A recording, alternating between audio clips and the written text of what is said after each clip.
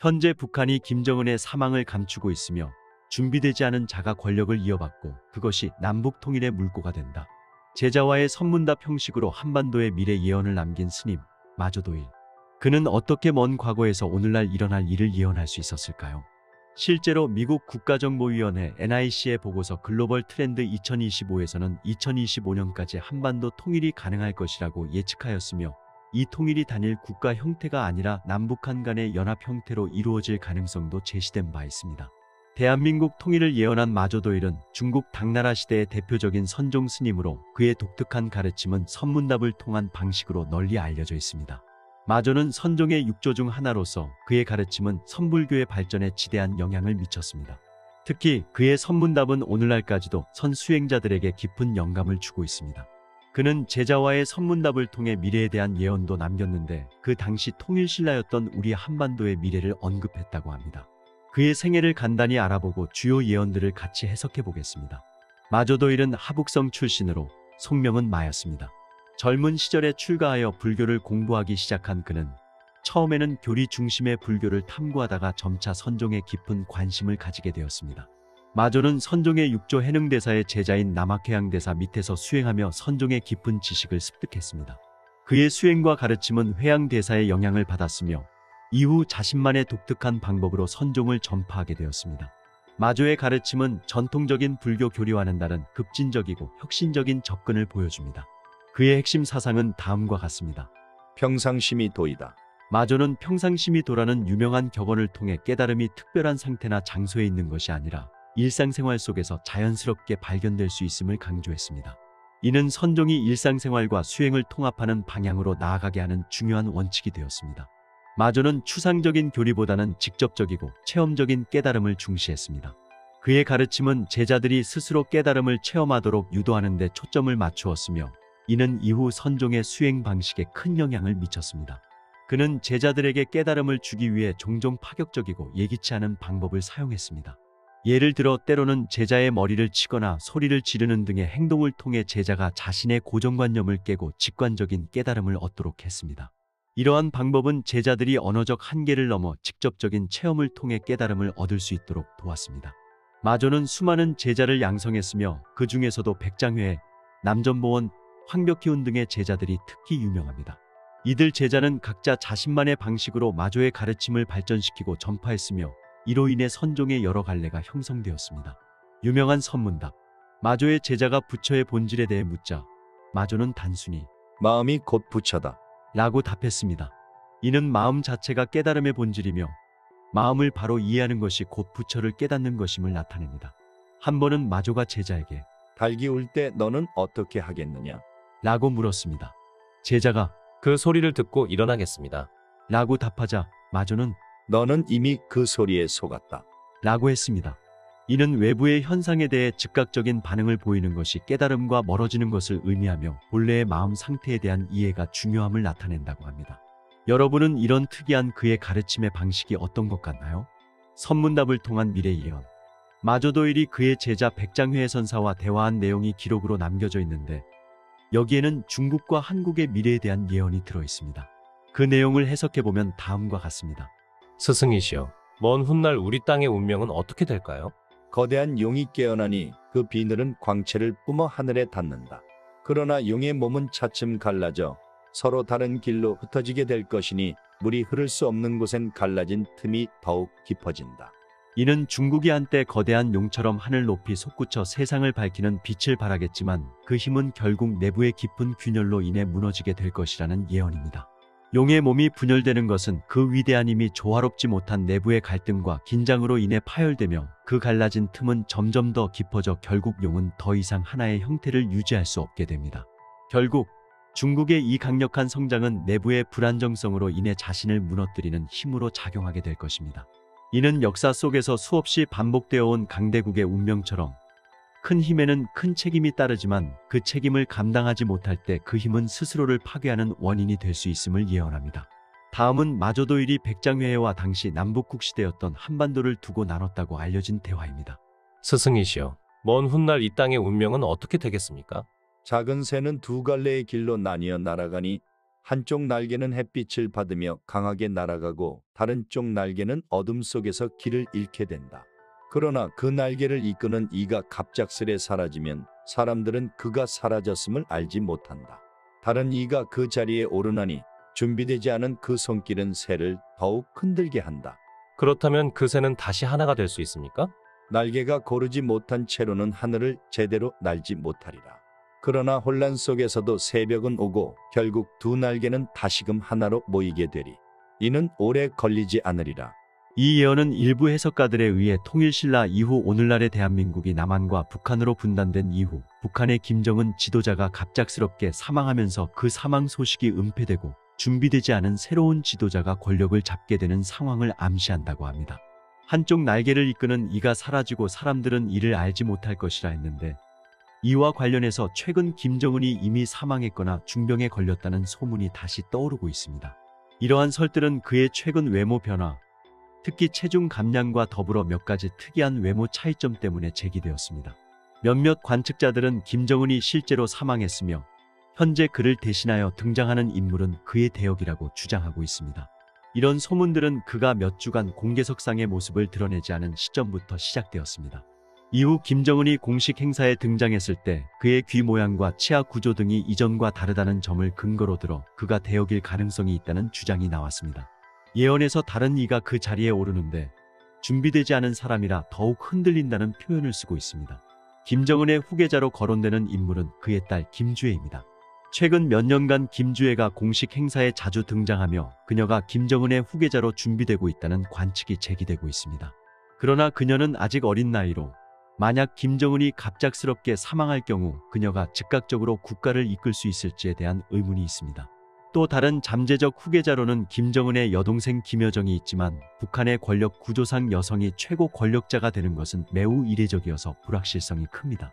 이로 인해 김정은의 갑작스러운 부재는 권력 공백을 초래할 가능성이 높고, 이는 북한 내부의 정치적 불안정을 야기할 수 있습니다. 북한 내부의 권력 다툼과 혼란이 일어나면 이는 결국 남북 통일로 이어질 가능성이 높아질 수 있다고 생각해 볼 수 있습니다. 이러한 상황 속에서 남북이 다시 하나로 합쳐지는 계기는 예상치 못한 방식으로 올 수 있으며, 이는 통일을 향한 새로운 기회를 제공할 것입니다. 이러한 예언의 해석은 현재의 정치적, 역사적 상황을 고려할 때 특히 의미 있는 예측으로 해석될 수 있습니다. 그가 어떻게 이런 미래 예언을 할 수 있었는지는 미스터리하지만 마저도 일의 영적 능력이 그 답을 어느 정도 설명해 주는 것처럼 보입니다. 세계 최고 예언가 중 한 명인 에드가 케이시의 일본 침몰 예언은 유명합니다. 그런데 그가 한국도 침몰할 것이라 예언했다는 주장이 제기되고 있어서 화제입니다. 최근 발표된 여러 보고서에 따르면 일본 남부 해안 지역을 따라 발생할 수 있는 난카이 트로프 대지진의 가능성이 점점 더 현실화되고 있습니다. 놀라운 일부 전문가들의 의견으로는 이 감당할 수 없는 충격을 가진 거대 지진이 향후 40년 내에 자그마치 90%의 확률로 발생할 수 있다고 경고하고 있습니다. 이러한 상황에서 세계 최고의 예언가 중 한 명인 에드가 케이시가 수십 년 전 예언한 일본이 바다에 잠길 것이라는 경고가 곧 현실로 다가올 가능성이 있다는 우려가 커지고 있습니다. 케이시는 일본이 거대한 지각 변동으로 인해 바닷속으로 가라앉을 것이라고 예언했는데요. 그 구체적인 내용들과 한국에 관한 내용을 케이시의 생애와 함께 알아보겠습니다. 에드가 케이시는 1877년 켄터키주의 한 작은 농장에서 태어났습니다. 그의 어린 시절은 평범한 농촌 소년의 삶과 크게 다르지 않았습니다. 하지만 한 가지, 그는 믿기지 않는 능력을 가지고 있었습니다. 그는 어렸을 때부터 책을 읽고 베개 밑에 두고 잠들면 그 내용을 완벽하게 기억해낼 수 있는 놀라운 능력을 가지고 있었습니다. 이는 단순히 기억력이 좋다는 차원을 넘어선 것이었습니다. 마치 그의 무의식이 밤새 책을 읽어주는 것처럼 아침에 일어나면 그는 책의 내용을 통째로 외울 수 있었습니다. 이는 케이시의 독특한 무의식 능력의 시작이었습니다. 그는 어린 시절 다른 특이한 경험을 했습니다. 7살부터 케이시는 돌아가신 할아버지의 영혼과 대화를 나누기 시작했습니다. 할아버지가 마치 살아있는 것처럼 그에게 나타나 남북전쟁 등의 이야기를 들려주곤 했습니다. 케이시는 할아버지와의 이런 대화가 너무나도 자연스럽게 느껴졌습니다. 가족들은 그의 능력을 진지하게 받아들였고 비웃거나 두려워하지 않았습니다. 오히려 그를 이해하고 지지해 주었습니다. 이러한 환경은 케이시가 자신의 능력을 더욱 발전시키는 데 중요한 역할을 했습니다. 케이시의 비범한 능력이 처음으로 드러난 사건은 그가 어린 시절 친구들과 야구를 하던 중 발생했습니다. 야구공이 그의 척추에 맞았고 그 충격으로 인해 케이시는 혼수 상태에 빠졌습니다. 그러다 갑자기 케이시는 뒤통수에 찜질을 해라. 라고 부모님에게 강한 어조로 명령했습니다. 이 기묘한 상황에 부모님은 당황했지만 그의 말을 따랐습니다. 다음 날 아침 케이시는 아무 일도 없었던 것처럼 깨어났고 그 사실을 전혀 기억하지 못했습니다. 이 사건은 그의 가족들에게 충격이었고 케이시가 평범한 아이가 아니라는 것을 확인하는 순간이었습니다. 이후 청소년기에 접어든 케이시는 가족을 돕기 위해 여러 가지 일을 하며 생계를 이어갔습니다. 그러나 그의 마음속에는 항상 무엇인가 부족하다는 느낌이 있었습니다. 그는 의사가 되거나 목사가 되어 사람들을 돕고 싶어 했지만 가정의 경제적 어려움으로 인해 학업을 포기해야만 했습니다. 이러한 어려움 속에서 케이시는 자신의 능력을 제대로 발휘하지 못했고 한동안 평범한 삶을 살아야 했습니다. 그러나 그의 운명은 그가 실어증에 걸려 목소리를 잃으면서 다시 한번 큰 변화를 맞이하게 됩니다. 말이 나오지 않으니 일을 하기 어려웠고 이로 인해 그는 절망에 빠졌습니다. 그때 그의 삶의 알 레인이라는 최면 요법사가 등장합니다.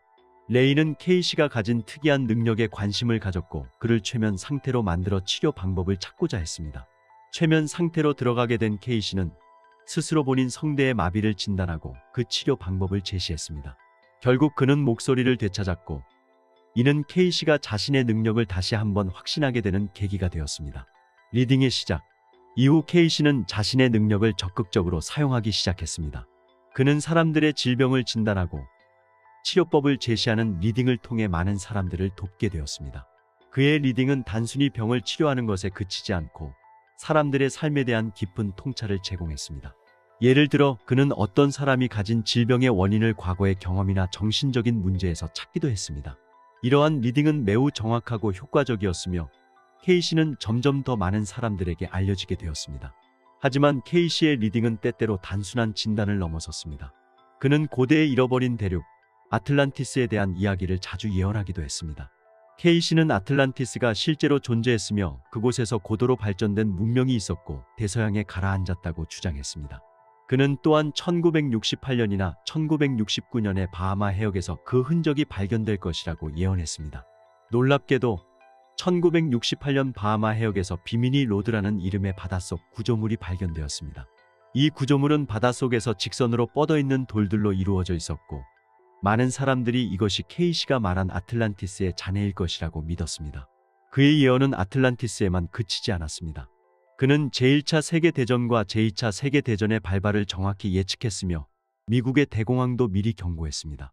그런 에드가 케이시의 예언 중에서 가장 충격적이고 널리 회자된 예언 중 하나는 일본이 바다에 잠길 것이라는 예언입니다. 이 예언은 단순한 자연재해에 관한 예측을 넘어서 지구 지축의 대격변과 인류의 미래에 대한 경고로 해석되었습니다. 케이시의 일본 침몰 예언이 그가 수행한 수천 건의 리딩 중에서도 특히 주목받는 이유는 이 예언이 단순히 일본이라는 한 나라의 운명에 국한된 것이 아니라 전 세계적인 변화와 재난의 서막으로 해석되기 때문입니다. 그런데 최근 일본에서 발생한 연속된 큰 지진으로 인해 이 예언이 다시 주목받았습니다.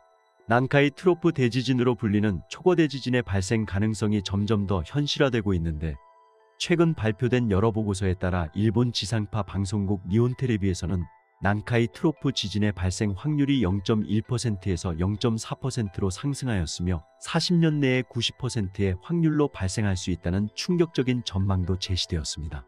이에 따라 일본 당국은 거대 지진 주의보를 발령하며 긴장감을 고조시키고 있습니다. 해저 관측망을 통해 지진과 쓰나미를 더 빠르고 정확하게 예측할 수 있는 새로운 기술도 급히 도입되었습니다. 전문가들은 관측망의 데이터상 큰 변동이 없더라도 난카이 트로프 지진의 위험성은 여전히 매우 높다고 경고하고 있습니다. 극이동과 일본 침몰의 연결고리 케이시는 지구의 자전축이 변화하는 폴시프트, 즉 극이동이라고 불리는 현상에 대해 자주 언급했었습니다. 그의 예언에 따르면 지구의 자기장이 급격하게 이동하면서 전 세계적으로 대규모 자연재해가 발생할 것이며 이로 인해 지형이 크게 변화할 것이라고 했습니다. 폴시프트는 지구의 자전축이 변하면서 대륙들이 이동하고 해수면이 급격히 변화하는 현상을 일컫는데 케이시는 이로 인해 일본이 바다에 잠길 것이라고 경고했습니다. 케이시의 예언에서는 이 자연재해가 단순히 지역적인 문제가 아니라 지구 전체에 걸쳐 일어날 대격변의 일부분으로 설명되었습니다.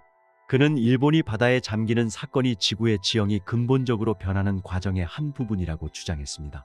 이 변화는 갑작스러운 것이 아니라 오랜 시간에 걸쳐 점진적으로 일어날 것이며 최종적으로는 일본의 대부분이 바다에 잠길 것이라고 예언했습니다. 그는 이 변동이 일어날 때 일본이 지리적으로 가장 취약한 위치에 놓여 있을 것이라고 예견했습니다. 지진과 화산 활동이 매우 활발한 지역으로 알려진 일본은 지각 변동에 대한 취약성이 높아 이러한 예언이 더 큰 주목을 받게 되었습니다. 지구의 자전축 변화는 큰 화산이 동시에 분화하는 사건으로 시작될 것이라고 했습니다. 이 화산 분화는 지구의 자기장 이동과 맞물려 일어날 것이며 그로 인해 일본을 포함한 전 세계 여러 지역에서 대규모 지진과 해일이 발생할 것이라고 예언했습니다. 이는 세계 역사에서 유례없는 대사건으로 기록될 것이라고 경고했습니다. 새롭게 제기된 한국 침몰설. 그런데 최근 놀랍게도 그 대사건의 영향으로 한국도 역시 침몰될 것이라는 주장들이 제기되고 있습니다. K씨가 그린 지도로 알려진 이 그림에서 그가 침몰될 것으로 예언한 일본이 검은색으로 칠해져 있는데요. 놀랍게도 그 옆 우리나라 대한민국도 검은색으로 칠해져 있습니다. 그래서 사람들은 K씨가 그린 미래지도에 사라질 나라들을 표시한 것 아니냐는 주장을 하고 있습니다. 이 지도에서는 한국, 미국, 일본, 중국 동부해안과 내륙 일부 지역 등이 검게 칠해져 있습니다. 이는 이 나라들이 예언된 대격변으로 인해 크게 변화할 것으로 표현된 것이라는 것입니다. 그래서 일부 사람들은 K씨가 이 지도에 큰 대격변 이후 사라지는 나라만 표시한 게 아니라 눈에 띄게 변화하는 나라들을 모두 포함시켰다고 주장합니다. 에드가 K씨의 일본 침몰 예언이 세상에 공개된 후 일본인들의 불안은 걷잡을 수 없이 커졌습니다. 지진과 해일이 끊임없이 일본을 덮친다는 점에서 K씨의 예언은 단순한 이야기가 아닌 마치 저주처럼 현실이 될 것만 같았습니다. 그리고 2011년 3월 11일 그 두려움은 마침내 현실로 나타났습니다. 일본 동북부를 강타한 대지진과 거대한 해일은 수만 명의 목숨을 앗아갔고 경제적 손실은 상상조차 할 수 없을 만큼 막대했습니다. 이 충격적인 사건으로 인해 사람들은 다시금 K씨의 예언을 떠올리며 일본이 정말로 바다에 잠길 운명인지 뜨거운 논쟁을 벌였습니다. 하지만 그날의 재앙은 K씨가 경고한 것만큼의 전 지구적 파괴는 아니었습니다. 시간이 흐르며 사람들은 조금씩 안도했지만 최근 들어 일본에서 다시금 발생하는 연속된 강진들이 그 불안을 다시금 불러일으키고 있습니다. 일본 정부마저도 거대 지진주의 경보를 발령하며 K씨의 예언이 다시 세간의 주목을 받고 있는 상황입니다. 더욱 놀라운 것은 이 예언이 일본만의 문제가 아니라는 사실입니다. 일본 남서부 해안에 위치한 난카이 트로프에서 발생할 가능성이 있는 초대형 지진이 한국에도 영향을 미칠 수 있다는 연구들이 속속들이 발표되고 있습니다.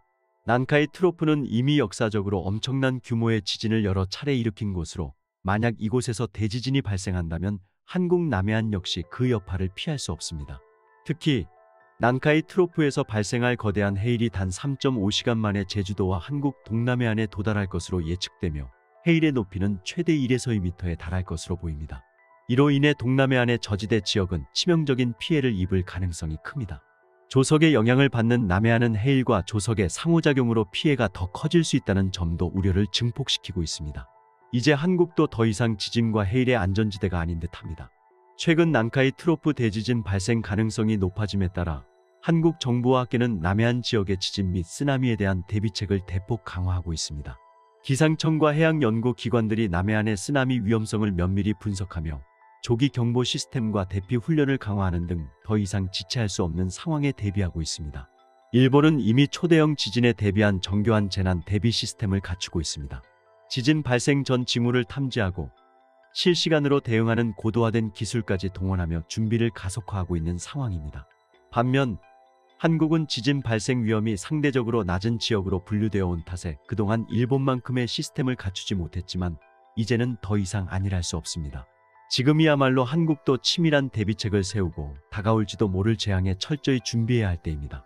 K씨의 예언이 현실이 될 것인지 아니면 단지 두려움 속에 머물게 될 것인지는 아직 알 수 없지만 이 경고를 가볍게 여기지 않는 것이 현명할 것입니다. 에드가 K씨의 예언들과 연결되는 세계적인 예언가들. 그의 예언과 소름 끼치게 일치하는 수많은 세계적인 예언가들이 존재하는데 그들의 경고는 하나같이 일본과 지구 전체를 뒤흔들 대재앙을 예고하고 있습니다. 일본의 침몰과 대규모 지진. 타너스님은 지구의 자전축이 흔들리며 일본 대부분이 바다 속으로 사라질 것이라고 충격적인 예언을 남겼습니다. 하지만 그 파장은 일본에만 그치지 않으며 한반도까지도 영향을 미칠 것이라고 경고했습니다. 이 공통된 예언들이 그저 허황된 이야기일까요? 타츠키 료라는 또 다른 예언가는 다가오는 2025년 일본에서 상상조차 하기 힘든 규모의 대지진이 일어날 것이라고 경고했습니다. 이 예언은 마치 도미노처럼 이어지며 에드가 케이시와 타너스님의 예언과 불길하게 맞물리고 있습니다. 과연 일본은 이 거대한 자연의 분노를 피할 수 있을까요? 지구 자전축 변화와 전 세계적인 자연재해. 타너스님은 더욱 섬뜩한 예언을 남겼습니다. 그는 지구 자전축의 변화가 거대한 지진과 핵폭발을 일으켜 인류의 70%가 이 재앙에 휩쓸릴 것이라고 했습니다. 이 대변동은 단지 일본만의 문제가 아닌 전 세계적인 재앙으로 이어질 것이라고 경고했습니다. 하지만 타너스님만이 이 끔찍한 미래를 본 것은 아닙니다. 힐데가르트 폰 빙엔 역시 지구의 대격변을 예언하며 이로 인해 전 세계가 지진과 자연재해의 공포 속에 빠질 것이라고 경고했습니다. 그녀는 이 대재앙이 새로운 시대의 서막이 될 것이라고 예고하며 인류가 겪을 변화를 암시했습니다. 폴리나 피비도 제3차 세계대전과 함께 전 세계를 강타할 지진과 자연재해를 예언했습니다. 특히 그녀는 일본에서 발생할 거대한 지진을 강조했는데 이 경고는 에드가 케이시와 불길하게 맞아떨어집니다. 앤드류 잭슨 데이비스는 일본에서 일어날 대규모 지각변동이 단지 일본만의 문제가 아니라 전 세계를 뒤흔들 사건으로 이어질 것이라고 예언했습니다.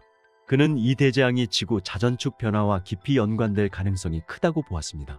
한국은 아직까지는 지진에 비교적 안전한 지역으로 평가되며 현재까지의 지질학적 자료와 과학적 연구에 따르면 한국이 침몰할 가능성은 낮습니다. 우리는 우리가 할 수 있는 최선의 대비책을 마련하고 냉철한 판단을 통해 미래를 준비하는 것이 중요하겠습니다. 아일랜드의 위대한 점성가 키로의 예언 중 인류의 마지막 전쟁에 앞서 세계적인 유행병들이 연속적으로 창궐할 것이라는 예언이 최근 들어 더욱 주목받고 있습니다. 사람들은 호흡기 질환 팬데믹에 이어 최근 다시 확산되고 있는 엠폭스가 키로가 경고한 바로 그 유행병 중 하나가 아닐까 우려하고 있습니다. 엠폭스는 2022년에 처음으로 전 세계적인 유행병으로 확산되었고 그 후 한동안 진정되었다가 최근 들어 다시 급격히 증가하고 있습니다. 특히 아프리카에서 새로운 변종이 등장하여 전 세계보건 당국을 긴장시키고 있습니다. 최근 새롭게 나온 변종은 기존의 클레이드 2보다 훨씬 더 치명적이며 사람 간 전염이 더욱 쉽게 이루어지고 있습니다. 이로 인해 세계보건기구는 긴급하게 국제공중보건 비상사태를 선언했습니다. 키로는 이런 유행병들이 연속적으로 나타나는 것이 인류의 마지막 전쟁의 전조현상이라 예언했습니다. 그리고 그 뒤로 한반도가 남북 통일될 것이라고 하는데요. 그 자세한 내용을 알아보겠습니다. 키로 본명 윌리엄 존 워너 혹은 루이스 하몬 백작으로도 알려진 이 인물은 19세기 말과 20세기 초에 걸쳐 활동한 아일랜드 출신의 신비주의자이자 점성가 그리고 손금악의 대가입니다. 1866년 아일랜드 더블린에서 태어난 키로는 어린 시절부터 신비주의와 초자연적인 세계에 강한 호기심을 품고 있었습니다. 그는 자신의 운명을 탐구하기 위해 10대 시절 인도로 떠났습니다. 그곳에서 그는 고대의 지혜를 지닌 인도 브라만 스승을 만나 손금악과 점성술, 칼데아 수비학을 배웠습니다. 이곳에서의 경험은 그의 인생을 바꾸어 놓았고 이후 그는 런던으로 돌아와 영능력자로서의 길을 걷기 시작했습니다. 키로가 런던에 정착한 후 그의 명성은 빠르게 퍼져나갔습니다. 그의 첫 번째 고객은 당시 영국 정치인 아서 벨푸어였으며 벨푸어는 키로의 정확한 예언에 감탄하여 그의 명성을 알렸습니다. 곧이어 유럽과 미국의 상류층, 왕족들도 그의 고객이 되었습니다. 키로는 오스카 와일드, 마크 트웨인, 윈스턴 처칠, 사라 버너드 그리고 에디슨과 같은 유명 인사들의 손금을 읽어주며 그들의 미래를 예언했습니다. 이들 중 마크 트웨인은 처음에는 손금악에 대해 회의적이었으나 키로의 예언을 듣고 나서 키로는 나의 성격을 굴욕적일 정도로 정확하게 폭로했다. 라고 말하며 그 정확성에 감탄한 바 있습니다. 위대한 예언들. 키로의 가장 유명한 예언 중 하나는 타이타닉 호의 침몰입니다. 그는 타이타닉의 설계자인 윌리엄 필이 경의 손금을 읽는 동안 이 배가 침몰할 것이라고 예언했습니다. 이 예언은 타이타닉 호가 실제로 침몰한 13년 전에 이루어졌습니다. 또한 그는 유대인들이 팔레스타인으로 돌아와 이스라엘이라는 국가를 재건할 것이라는 예언도 했습니다. 이 예언들은 모두 실현되었고 그의 명성을 더욱 높이는 계기가 되었습니다. 키로의 예언 중에서도 특히 두려움을 불러일으키는 것은 인류가 겪게 될 마지막 전쟁에 앞서 발생할 세계적인 유행병들에 관한 것입니다. 그는 인류가 극심한 혼란과 고통을 겪기 전에 전 지구적인 유행병들이 여러 차례 창궐할 것이라고 예언했습니다. 이 유행병들은 단순한 질병이 아니라 인류가 저지른 과오와 자연에 대한 무분별한 착취에 대한 응징처럼 찾아올 것이라고 했습니다. 키로는 이렇게 경고했습니다. 세상은 아직 그 끝을 향해 가지 않았다. 하지만 마지막 전쟁의 불길이 타오르기 전 인류는 그 누구도 피할 수 없는 치명적인 질병들의 시대를 맞이할 것이다. 이 질병들은 하나가 아니라 여러 번 파도처럼 몰려올 것이며 그 강도와 규모는 점점 더 강해질 것이다. 사람들은 이 유행병이 끝나기를 간절히 바라겠지만 끝은 오지 않을 것이다. 오직 더 큰 고통과 더 큰 혼란이 그들을 기다리고 있을 뿐이다. 그는 이어서 이렇게 말했습니다. 이 유행병들은 단순히 신체를 괴롭히는 것이 아니라 인간의 정신과 영혼을 시험할 것이다. 공포와 불안, 고립과 절망이 사람들의 마음을 잠식할 것이다. 이로 인해 사회는 분열되고 믿음과 신뢰는 산산이 부서질 것이다. 인간은 자신이 저지른 죄악을 돌아보게 될 것이며 이 재앙들을 통해 스스로를 정화하려고 할 것이다. 그러나 모든 것이 너무 늦었음을 깨달을 때쯤 인류는 더 큰 혼란과 고통 속으로 빠져들게 될 것이다. 키로의 예언에 따르면 이러한 유행병들은 단순히 전염병의 창궐이 아니라 인류가 자신이 만든 파멸로부터 벗어나기 위한 마지막 기회를 제공하는 경고의 징표로 여겨졌습니다. 그러나 인류가 이 경고를 무시하고 계속해서 파괴의 길을 걷게 된다면 결국 마지막 전쟁이라는 극단적인 종말을 맞이하게 될 것이라고 그는 예언했습니다. 이 전쟁은 단순한 두 국가 간의 싸움이 아니며 생존을 위한 마지막 몸부림이 될 것이다. 이때가 되면 인류는 그동안 누렸던 모든 것들을 잃고 새로운 세상을 맞이하게 될 것이다. 키로는 유행병들이 창궐한 뒤 인류에게 마지막 전쟁이 찾아온다고 했습니다. 그는 인류가 겪을 마지막 전쟁과 대재난을 예언하며 역설적이게도 이 전쟁이 인류를 구원하는 전쟁이 될 것이라고 주장했습니다. 그는 인류를 구원하게 될 마지막 전쟁이 될 것이다. 돌이킬 수 없는 타락의 시대는 모든 것이 크게 뒤집혀야만 현재의 미친 악몽으로부터 깨어나게 될 것이며 그래서 다가올 전쟁 중의 전쟁은 그런 시대에 어울릴 것이다. 라고 경고했습니다. 키로는 또한 강력한 재난이 오히려 인류를 완전에 더 가까이 이끌 것이라고 예언했습니다. 강력한 재난을 통해 사람들은 완전에 더욱 가까워질 것이며 고통과 희생으로 태어난 새로운 물병자리의 경위를 감당하기에 더 적당하게 될 것이다. 그의 예언은 인류가 전쟁과 재난을 통해 성숙해지며 궁극적으로 새로운 평화의 시대에 접어들 것이라는 희망을 담고 있습니다. 그는 인류가 마지막 전쟁을 겪은 후 세계의 모든 갈등이 사라지고 서로 떨어져 있던 민족들이 다시 합쳐질 것이라고도 예언했습니다. 이 예언은 단순히 군사적 충돌의 종식을 의미하는 것이 아니라 전 세계적인 차원에서 이루어질 통합과 화해를 상징하는 것입니다. 국경이 사라진다. 인류는 하늘에서 그 모습을 보게 될 것이다. 현재의 비자연적인 국경들은 쓸려 나갈 것이다. 끝까지 남았던 분단된 국가들도 다시 하나가 될 것이다. 그러한 여러 조건 하에서 전쟁은 더 이상 불가능할 것이며 평화의 약속은 결국 실현될 것이다. 이 말은 단지 물리적인 국경의 소멸만을 의미하는 것이 아니라 인류가 오랜 갈등과 분쟁을 넘어서 새로운 평화로운 시대에 접어들 것이라는 희망을 내포하고 있습니다. 키로의 이러한 예언은 특히 한반도의 상황과 맞물려 해석될 수 있습니다. 한국은 오랜 시간 동안 남북으로 나뉘어 서로 다른 체제 아래에서 갈등과 대립을 이어왔습니다. 그러나 키로가 예언한 바와 같이 인류가 마지막 전쟁을 통해 진정한 평화와 통합의 길로 나아간다면 한국 역시 이러한 흐름 속에서 남북이 하나로 통일되는 결과를 맞이할 수 있을 것입니다. 헤어졌던 민족들이 다시 하나가 될 것이며 그 과정에서 오래된 상처들이 치유되고 새로운 미래가 열릴 것이다. 이는 한반도의 통일이 단지 정치적 통합을 넘어서 역사적인 상처를 극복하고 새로운 시대를 열어가는 중요한 단계가 될 수 있음을 시사합니다.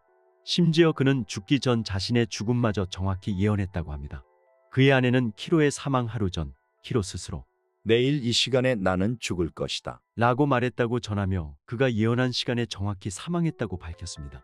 키로는 1936년 10월 8일 심장마비로 사망했으며 그의 예언대로 그의 죽음은 예고된 시간이었고 이로 인해 그의 전설은 더욱 강렬해졌습니다.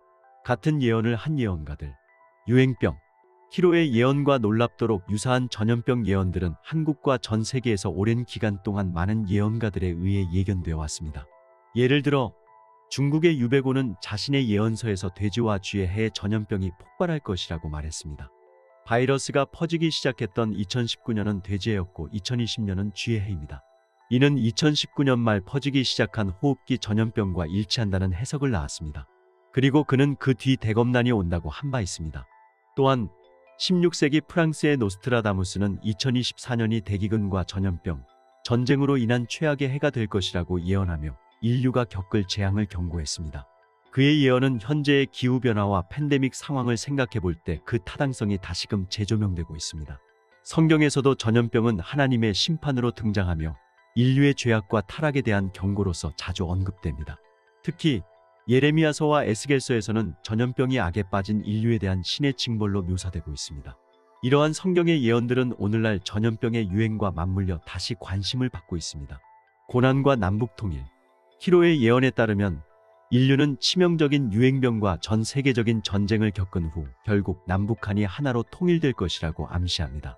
이 예언은 그저 한반도의 통일만을 암시하는 것이 아닙니다. 인류가 극도의 혼란과 고통 속에서 살아남기 위해 몸부림칠 때 이 과정에서 한반도는 이 거대한 변화의 중심에서 새로운 시대를 맞이하게 될 것입니다. 키로뿐만 아니라 이미 오래전부터 여러 예언가들이 한반도의 운명을 예견해왔습니다. 16세기의 전설적인 예언자 노스트라다무스는 동쪽의 군대가 거대한 움직임을 보이며 새로운 왕국이 형성될 것이라 예언했는데 이는 바로 한반도 통일의 서막을 의미한다고 해석됩니다. 그가 묘사한 대규모 전쟁 이후의 새로운 질서 속에서 남북한이 하나가 되는 것은 그리 멀지 않은 미래로 보입니다. 20세기의 유명한 초능력자 에드가 케이시 역시 한반도의 통일을 예견했습니다. 그는 한반도가 극심한 전쟁과 재난을 겪은 후 전 세계의 영적 중심지가 될 것이라고 주장했습니다. 케이시는 특히 통일이 단순한 정치적 통합이 아니라 인류의 영적인 변화를 이끄는 중요한 사건이 될 것이라고 예언했습니다. 통일된 한반도는 미래 세계에서 빛을 발하는 중심으로 떠오를 것이며 그 과정에서 인류는 전례 없는 영적 각성을 맞이할 것입니다. 조선 후기의 예언서 격압유록에서는 이미 오래전에 남북 간의 갈등이 최고조에 달한 후 종교적 혹은 영적 지도자의 등장과 함께 통일이 이루어진다고 예견했습니다. 이 예언서는 남북이 하나가 되는 것이 단지 정치적 사건이 아니라 구세주의 출현과 연결된 신비로운 과정임을 암시합니다. 이 구세주가 나타나는 순간 한반도는 전 세계를 향한 구원의 메시지를 전달하는 새로운 시대를 열 것입니다. 타너스님 역시 대규모 재난과 함께 한반도의 통일을 예언했습니다. 그는 전쟁 대신 거대한 자연재해가 한반도를 덮칠 것이며 이로 인해 강대국들의 관심에서 벗어나면서 한반도가 통일될 것이라고 했습니다. 또한 여자 임금이 나타난 후 통일이 될 것이라는 그의 예언은 아직 실현되지 않았지만 그날이 올 때까지 사람들은 그 가능성을 놓지 않고 기다리고 있습니다. 세르비아의 예언자 미타르 타라빅도 한반도의 운명을 예견했습니다. 그는 한반도에서 전쟁이 일어나지만 그 이후에는 통일과 함께 평화가 찾아올 것이라고 했습니다. 이 예언은 전 세계적인 갈등이 끝난 후 한반도가 통일되며 이로 인해 새로운 평화가 자리 잡을 것이라는 희망을 담고 있습니다. 또한 조선 후기의 예언서 정감록은 큰 혼란과 변화를 겪은 후 한반도에서 구세주가 등장하며 통일이 이루어질 것이라고 예언했습니다. 이 예언서에서는 한국이 단순히 하나의 국가로서 통합되는 것이 아니라 세계적인 변화의 중심에서 새로운 시대를 여는 중요한 역할을 맡게 될 것이라고 강조하고 있습니다. 이 모든 예언들이 향하는 지점은 하나입니다. 인류는 극심한 고통과 혼란을 겪으며 그 과정에서 영적인 각성을 이루고 결국 한반도는 이러한 변화의 중심에서 남북이 하나로 통일되는 날을 맞이하게 될 것입니다. 이 통일은 인류의 운명을 새롭게 쓰는 위대한 전환점이 될 것입니다. 그리고 그날이 오면 한반도는 인류가 꿈꾸던 진정한 평화와 통합의 시대를 여는 열쇠가 될 것이라고 믿습니다. 우리 일본은 이 모든 것이 쌓이고 쌓여 마침내 돌이킬 수 없는 순간이 찾아올 것이다. 최근 많은 일본인들은 끊임없이 일어나고 있는 자연재해들을 겪으며 충격적인 일본의 최후를 예지한 구카이의 예언을 떠올리고 있습니다. 한반도와 기이한 인연을 갖고 있는 그는 일본에서 진원종을 창시하고 학문과 예술, 공공사업에 혁혁한 공헌을 남긴 위대한 성인으로 추앙받고 있습니다. 774년 사누키국, 지금의 가가와현에서 태어난 구카이는 어릴 적부터 명석했습니다. 논어를 배우며 자라온 그는 791년 나가오카교의 대학에 입학하여 불교, 도교, 유교의 3교를 두루 섭렵했습니다. 그의 열정은 단지 학문을 쌓는데 그치지 않았고 깊은 깨달음과 진리를 찾기 위한 여정으로 이어졌습니다.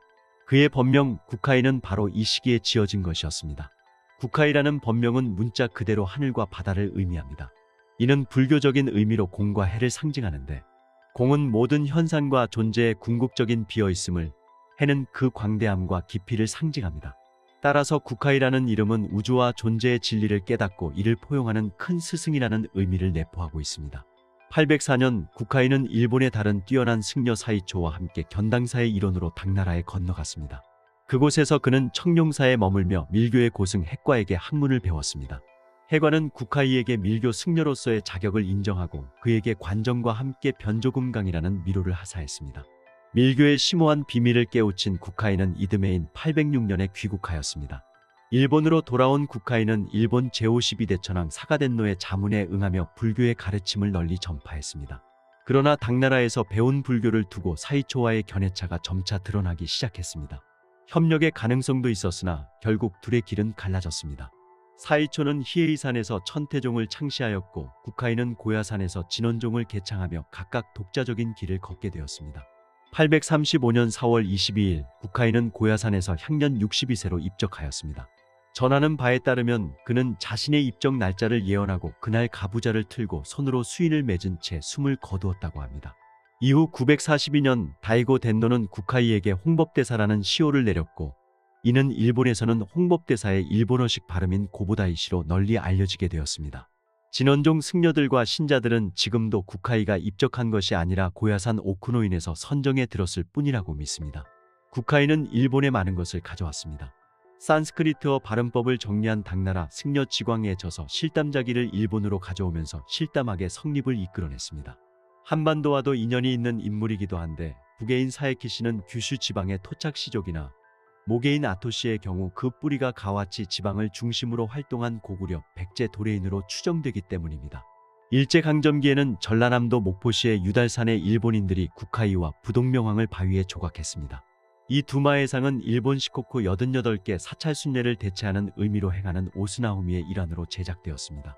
유달산을 등산하면서 오스나후미를 할 수 있도록 등산로 들머리부터 정상 가까이까지 88개 사찰을 상징하는 불상들을 참배하고 마지막으로 국하이 대사와 부동명왕의 상을 참배하도록 하는 구조였습니다.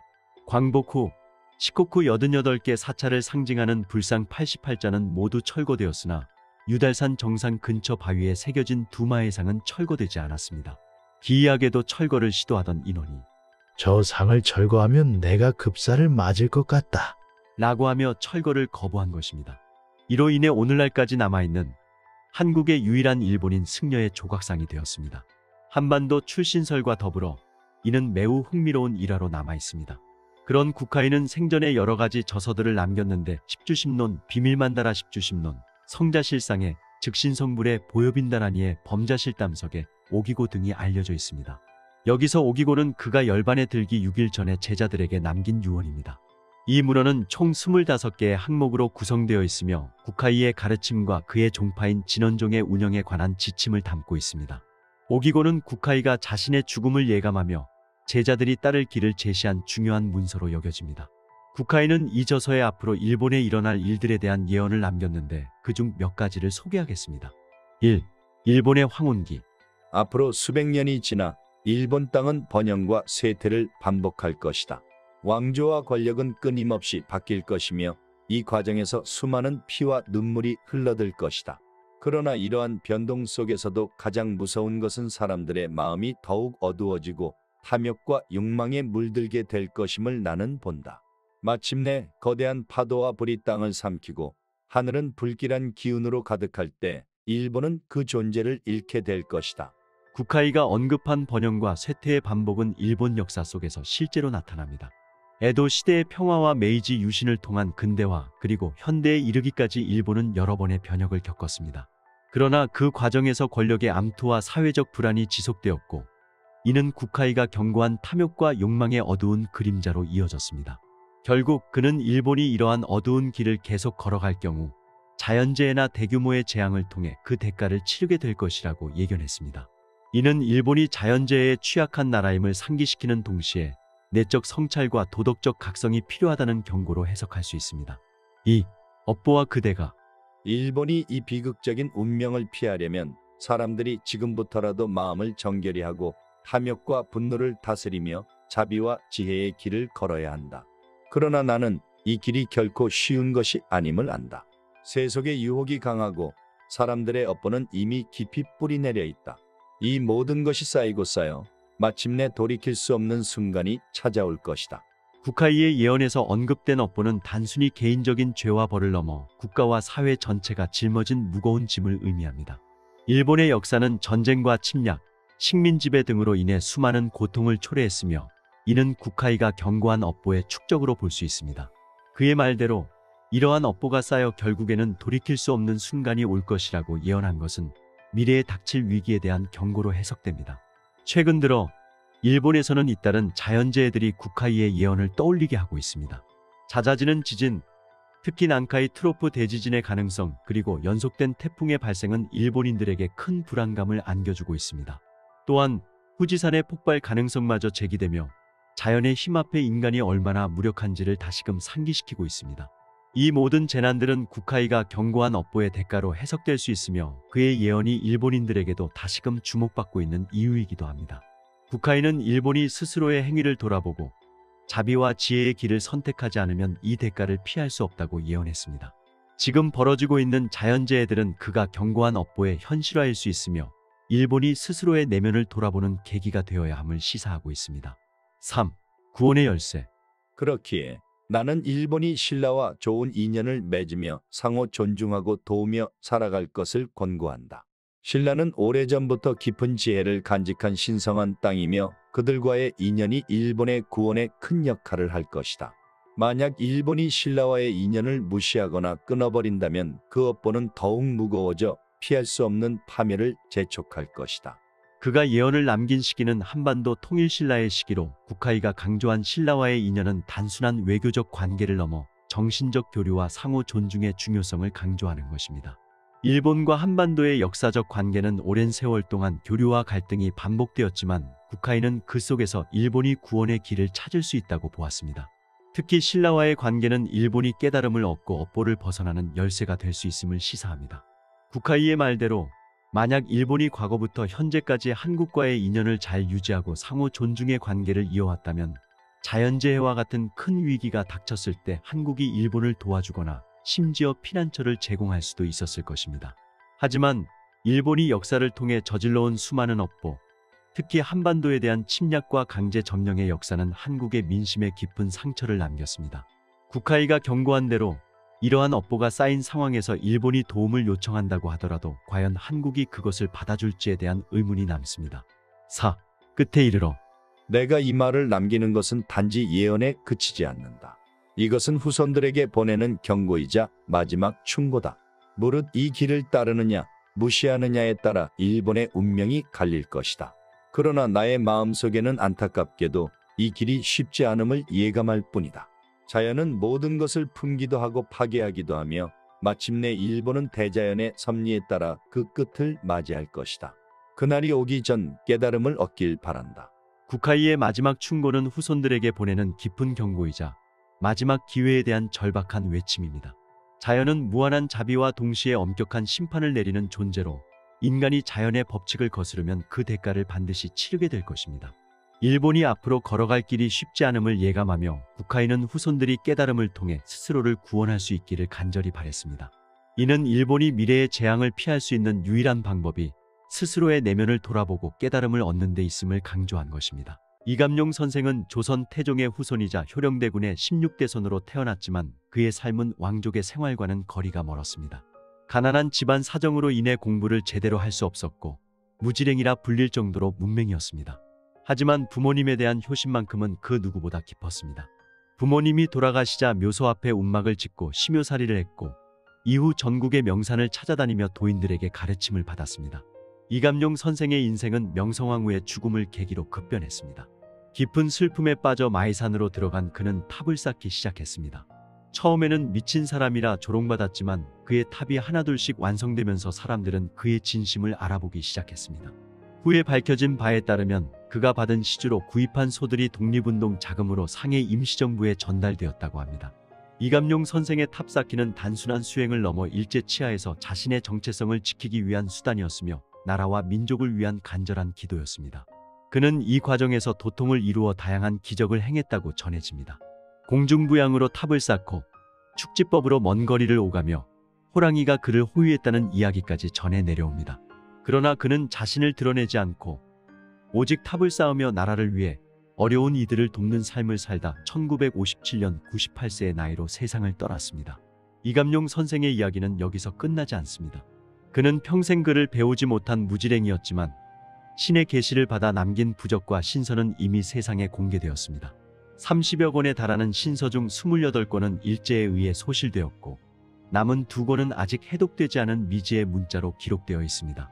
이감용 선생은 언젠가 이 신서를 읽을 수 있는 진인이 나타날 것이라고 예언했습니다. 그가 남긴 예언들 중 몇 가지는 마을 사람들과 후손들에 의해 구전으로 전해졌는데 그의 예언 중 일부는 이미 현실로 나타났습니다. 그는 한국 전쟁에 대해 이기지도 지지도 않는 전쟁이 터질 것이다. 이 예언은 6.25 전쟁으로 현실화되었습니다. 또한 그는 미디어와 전자통신의 발전을 예견하며 몇 말리 떨어진 나라에서 일어나는 일을 안방에서 볼 수 있는 때가 올 것. 이라고 말했습니다. 이 예언은 오늘날 인터넷과 TV, 스마트폰을 통해 전 세계의 소식을 실시간으로 접할 수 있는 현실을 정확하게 반영합니다. 또한 우리 대한민국의 부흥을 정확히 예언했는데 조선은 일본의 압박에 시달리지만 앞으로 우리 민족과 나라가 일본을 뛰어넘고 동양에서 제1가는 부국이 될 것이다. 라고 했습니다. 그리고 그는 앞으로는 3개 국어를 해야만 극진한 대접을 받을 것이다. 라며 글로벌화된 현대 사회를 마치 내다본 것처럼 말했다고 합니다. 이감용 선생이 쌓은 탑사에서는 태풍에도 쓰러지지 않는 돌탑과 고드름이 거꾸로 솟아나는 신비로운 현상들이 일어나고 있습니다. 이러한 현상들은 탑사를 우리나라에서 가장 신비로운 장소로 만들고 있습니다. 반면 회의론자들은 그의 탑쌓기와 역고드름 현상을 단순한 물리적 현상으로 설명하려 합니다. 그러나 신비주의자든 회의론자든 이감용 선생이 단순한 인물이 아니었음을 부정할 수는 없습니다. 그는 글을 모르는 무지랭이였지만 우주의 원리와 세상의 진리를 깨달은 도사였습니다. 그의 예언들은 허황된 것이 아니라 많은 부분이 현실화되었고 그의 신서에는 우리 시대의 난국을 풀어낼 지혜가 담겨 있을지도 모릅니다. 오늘날 우리는 이감용 선생 같은 인물을 잃어버렸습니다. 그의 신서는 그저 전설로 남아있을지 아니면 언젠가 진정한 진인이 나타나 그 비밀을 풀어낼지 아무도 알 수 없습니다. 그러나 그의 돌탑처럼 이 난세에도 흔들리지 않고 민중을 이끌어줄 진정한 스승이 필요한 시점입니다. 이감용 선생이 남긴 신서의 비밀이 풀릴 날을 기대하며 우리는 각자 인생을 열심히 살아가야겠습니다. 우리가 아는 많은 예언가들은 2025년 혹은 가까운 미래에 어떤 구세주가 나타나 세상을 구원할 것이라고 예언해왔습니다. 그러나 이와는 다르게 홍일대사는 구세주가 한 명의 인간이 아닌 바람이라고 표현하며 이 바람을 다룰 줄 아는 몇몇 국가가 크게 성장할 것이라고 예언했다고 합니다. 다룬다는 표현으로 미루어 봐서는 이는 어떤 도구를 의미할 듯한데 이는 여러 해석가들에 의해 바로 인공지능을 의미하는 것이라는 해석이 대두되고 있습니다. 최근 구글의 전 CEO가 인공지능 세상이 오면 살아남을 단 5가지 국가를 언급했는데 여기에 우리나라 대한민국이 포함되어 있어서 화제된 바 있습니다. 오늘은 이 같은 사실을 미리 예언한 듯한 홍일대사의 예언을 알아보고자 합니다. 어느 맑은 아침 한 마리의 까치가 솔가지를 부리에 물고 한 부유한 가문의 화려한 저택으로 조용히 날아들었습니다. 그 까치는 마치 어떤 목적이 있는 듯 창문을 통해 거실로 날아가 중앙 탁자 위에 솔가지를 조심스럽게 내려놓고는 다시 날아가 버렸습니다. 집안일을 하고 있던 하녀들은 그 광경을 목격하고 놀라서 아무 말도 못한 채 솔가지에 시선을 고정한 채 서 있었습니다. 그들은 까치의 이 기이한 행동의 의미를 이해할 수 없었습니다. 그들의 당혹스러움이 채 가시기도 전에 갑자기 방 안에서 신생아의 울음소리가 울려 퍼졌습니다. 마침내 이 가문의 5째 아들이 태어난 것이었습니다. 집주인 리샤오로우는 아들의 탄생 소식을 듣고 큰 기쁨에 휩싸였습니다. 그는 서재로 가서 책을 뒤적이며 아들의 이름을 리원타오라 짓고 자는 숙동으로 정했습니다. 이 아이가 바로 이숙동으로 홍일대사라 불리는 중국의 존경받는 고승이 탄생한 순간입니다. 홍일대사는 예술과 불교를 통해 자신의 통찰을 세상에 전했지만 그의 진정한 예언들은 출가 후 은밀하게 제자들과 극소수의 신도들에게만 전해졌습니다. 제자 묘련법사와 몇몇 신도들에게 말한 내용은 훗날 그들에 의해 세상에 알려졌습니다. 어느 날 홍일대사는 제자들에게 한숨을 내쉬며 이렇게 말했습니다. 너희 눈앞에 펼쳐진 이 거대한 대륙을 봐라. 한때는 용처럼 강력한 기운을 품고 있었지만 그 용은 훗날 스스로의 몸을 찢어놓을 운명에 처해 있다. 그토록 웅장했던 몸뚱이는 곧 조각조각 흩어질 것이며 각기 다른 방향으로 분열되어 서로 다른 이름과 색깔을 가지게 될 것이다. 그리고 이 땅 위에 남은 자들은 다시금 그 용의 기운을 되찾으려 발버둥 친다. 하지만 기억해라, 그 용은 이제 죽어버린 환영에 불과할 것이다. 여러 마리의 작은 뱀들로 변해 그들 중 누구도 과거의 영광을 되살릴 수 없을 것이다. 홍일대사의 이 말은 대륙의 운명이 어떻게 갈라질지에 대한 암울한 예언이었습니다. 그는 중국이 그 강력한 통합의 힘을 잃고 무수한 세력으로 분열될 날이 올 것임을 경고했습니다. 그의 목소리에는 예리한 통찰이 담겨 있었습니다. 그가 묘사한 미래는 정치적 혼란과 경제적 불안정이 가득한 세계였고 중국의 각 지역들은 자신들만의 길을 찾으려 했으며 그러나 끝내 서로 하나로 통합되지 못할 것이라는 암울한 그림을 그리고 있었습니다. 홍일대사는 인류의 미래에 대해서 먼 곳을 응시하며 천천히 입을 열었다고 합니다. 너희가 지금 보고 있는 세상은 고요한 바다 위에 떠있는 거대한 배와 같다. 그 배는 순조롭게 항해하고 있는 듯 보이지만 깊은 해저에서부터 보이지 않는 거대한 바람이 일어날 것이다. 그 바람은 눈에 보이지 않지만 이내 모든 것을 뒤흔들고 말 것이다. 그 바람은 이 세상에 이전에는 존재하지 않았던 거대하고도 막강한 힘이 될 것이다. 그는 잠시 말을 멈추고 다시 무겁게 이어갔습니다. 처음엔 사람들은 그 바람을 환영할 것이다. 마치 구세주라도 나타난 듯이 말이다. 하지만 시간이 지나면 그 바람이 모든 것을 지배하고 통제하게 될 것을 깨닫게 될 것이다. 그 바람은 사람들의 마음속 깊은 곳까지 흔들어 놓을 테니 그 누구도 예전처럼 자유롭지 못할 것이다. 홍일대사는 마치 그 바람이 이미 불기 시작한 듯한 표정으로 계속 이어나갔습니다. 그 바람은 서서히 그러나 확실하게 세상을 장악할 것이며 그로 인해 힘의 질서가 완전히 뒤바뀔 것이다. 세상은 이전과 전혀 다른 모습을 하게 될 거고 마침내 너희는 그 바람이 어디서 왔는지 왜 불고 있는지조차 알 수 없을 것이다. 하지만 그 바람의 방향에서 새로운 강자들이 등장할 것이다. 그들은 그 바람을 다루는 자들이 될 테니까. 홍일대사는 세상에 존재하지 않았던 어떠한 것이 나타난다고 예언했습니다. 그는 보이지 않는 거대한 바람이라는 은유를 통해 그것이 세상에 미칠 영향을 암시했고 그 바람이 세상을 어떻게 변화시키고 뒤흔들지를 경고했습니다.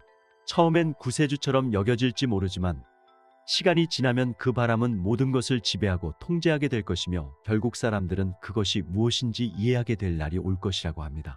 이는 최근 급속도로 발전하고 있는 인공지능 AI에 대한 예언으로 일컬어지며 주목받고 있습니다. 세상을 바꿀 특이점으로 여겨지고 있는 인공지능의 발전은 현재 무섭도록 발전하고 있으며 일부 학자들은 결국 인류는 인공지능의 통제를 받게 될 것이라고 경고하고 있습니다.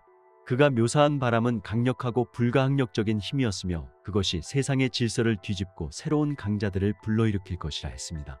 그 강자들은 그 바람을 다루는 자라고 표현했는데 이는 인공지능을 잘 다루는 기술을 갖고 있는 나라들이 될 것이라고 생각되어집니다. 이 말을 듣고 있으니 최근 구글의 전 CEO가 언급한 인공지능 세상에 살아남을 국가들이 떠오르지 않나요? 마치 이러한 미래를 본 듯이 홍일대사는 얘기합니다. 너희가 모르는 먼 곳에서 새로운 힘이 일어날 것이다. 그 힘은 여러 나라들이 연합하여 이루어진 것이지만 그 중에서도 가장 강력한 몇몇 나라들이 중심이 될 것이다. 그들은 각기 다른 대륙에서 왔지만 공통된 목표를 가지고 세상의 질서를 다시 세우려 할 것이다. 그들의 목표는 표면적으로는 세계의 균형을 맞추는 것이겠지만 그 과정은 모든 것이 뒤집어지고 큰 혼란을 가져올 것이다. 그의 시선은 동쪽을 향했습니다. 특히 동쪽의 작은 반도에서 새로운 빛이 솟아오를 것이다. 비록 그 땅은 작고 좁지만 그곳에서 일어나는 나라는 눈부신 성장을 이룰 것이다. 이 나라는 한때 깊은 아픔을 겪었지만 그들은 그 고통을 발판 삼아 강력한 국가로 거듭날 것이다. 그들의 힘은 단순히 군사력에 있지 않을 것이다. 그들은 그 보이지 않는 거대한 바람을 다루는 나라 중 하나가 될 것이기 때문이다. 홍일대사는 한반도가 단순히 강력한 국가로 떠오르는 것을 넘어 인공지능이라는 새로운 힘을 다루는 주요한 강자 중 하나가 될 것임을 예견한 듯합니다.